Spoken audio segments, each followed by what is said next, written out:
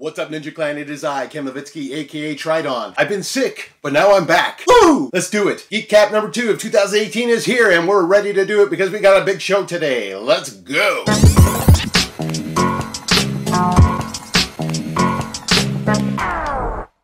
Jumanji cannot be stopped at the box office. Some would say The Rock can't be stopped, but I think this is just a perfect storm. The Rock and Kevin Hart's Central Intelligence was a pretty big hit, and Jack Black, well, he hasn't had a hit in a long time. He was a big box office draw at one time, and I think this storm of all of them coming together alongside Kieran Gillen of Guardians of the Galaxy, it's bringing in the money. Jumanji Welcome to the Jungle is in first place for the third weekend in a row. Its worldwide sum has now hit $767 million. I think it's safe to say we'll see a Jumanji 3 pretty soon. 20th Century Fox has gone insane on their release dates for their mutant movies. Deadpool 2 has been pushed up by 2 weeks. Gambit, the movie that will probably never happen, has been pushed from February to June 2019. And The New Mutants, which was scheduled to come out in April, has been pushed back 10 months to February 2019. This annoys me so much. Now, I don't want to say this has anything to do with the Disney deal, but if it has something to do with the Disney deal, I am going to be walking around and killing some Mickey Mouses.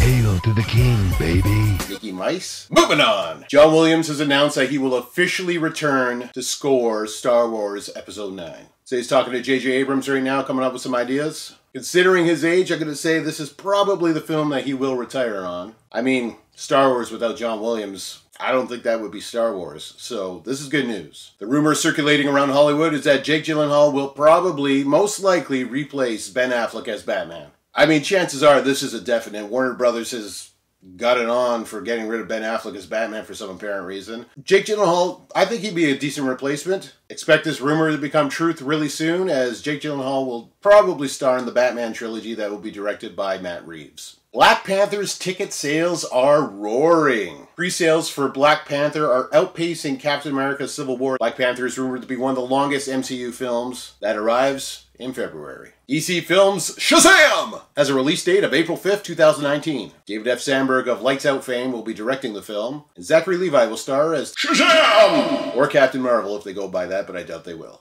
Sounds like a lot of the Avengers want to see Hugh Jackman alongside them once Disney takes over Fox. Hugh Jackman has said many, many times now that he is done as Wolverine, but I don't know if he keeps getting phone calls from the Avengers.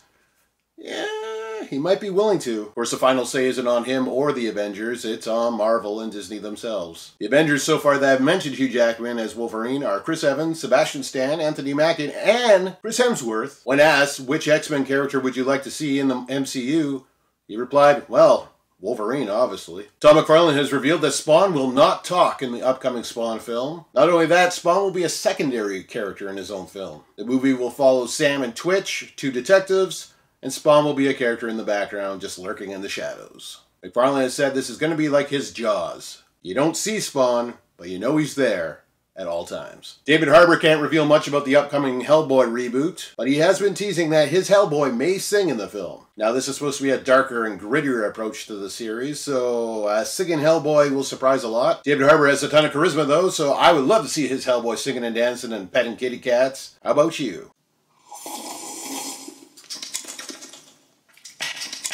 Production has finally began on the new Halloween film. This is freaking cool news! Produced by Jason Blum, written by David Gordon Green and Danny McBride, and directed by Green, this film is looking damn good. We got John Carpenter returning to look over the production, to do some music. We got Jamie Lee Curtis returning. Halloween hits theaters this October. Heading over to comic books, Marvel has regained the license of Conan the Barbarian. Marvel published Conan the Barbarian comics from 1970 to 2000, a huge 30-year run. In the 2000s, Conan moved over to Dark Horse Comics. I don't know, I think this is pretty cool news. I'm looking forward to seeing Conan in the Marvel Universe. Whether he appears alongside actual Marvel characters or not, no one knows yet for sure. Marvel took Star Wars back from Dark Horse Comics just a few years back, and ever since, those comic series have been critically acclaimed. So if they could pull that with Conan, I think the king is in good hands. Superman's red trunks will be returning for Action Comics number 1000. Apparently there's a huge fan base out there that wanted to see Superman in his underwear again. So yes! Superman dropped the red trunks 7 years ago for DC's New 52, and ever since he's kept them off. But for Action Comics number 1000, he's gonna throw them back on. Red underoos over blue tights, nothing says badass like that.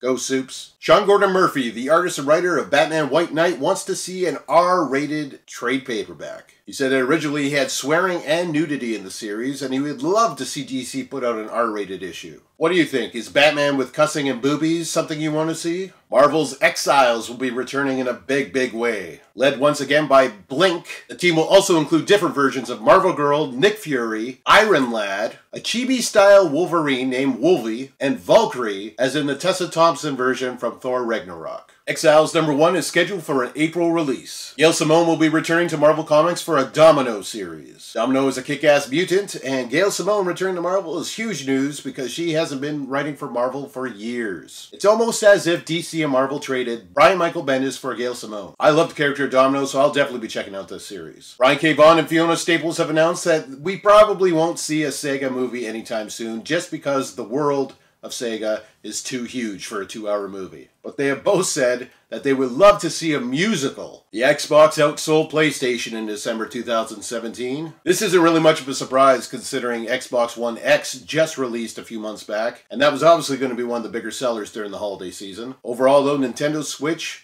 outsold them all. Again. The Xbox Duke controller will release at the end of March for $69.99. The Duke controller is a revised version of the original Xbox controller back from the Xbox One. No, not the Xbox ONE, the Xbox One. Or is it this way for you watching? This way? No, this way.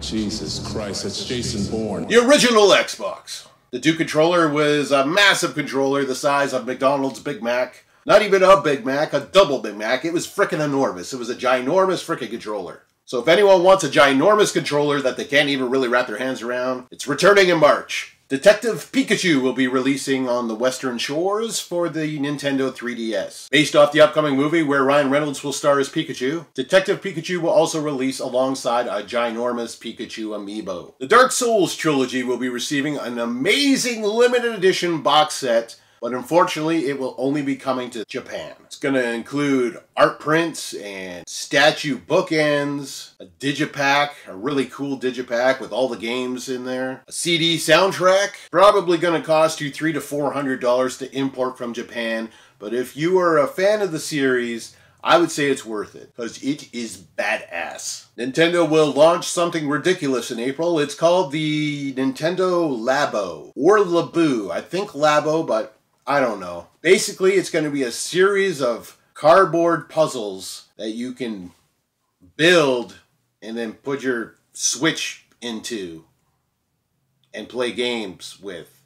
Am I selling you on this idea? Am I selling you on spending lots of money on cardboard to fold over top of your Switch? Probably not, because I'm not sold on the idea either. It's going to release April 20th. Lastly, the 2018 DICE Awards are coming real soon, and Horizon Zero Dawn is leading the pack. The hit game has received a whopping 10 nominations so far. Following is The Legend of Zelda Breath of the Wild with 6 nominations. And then lastly, 5 nominations each for Uncharted: The Lost Legacy, Cuphead, and Hellblade. I'm happy to see Hellblade receiving some nominations because it looks damn impressive. The winners will be revealed at the 2018 DICE Awards, February 22nd in Las Vegas. Well, everyone, that was a huge episode. Thank you for checking in. I am Ken Livitski, aka Tridon. I am sorry that I am nasally and hard to understand. I'm also unshaven and hairy like a freaking werewolf, so maybe I'll get a haircut next time for all of you. Alright, everyone, that is all for today. Until next time,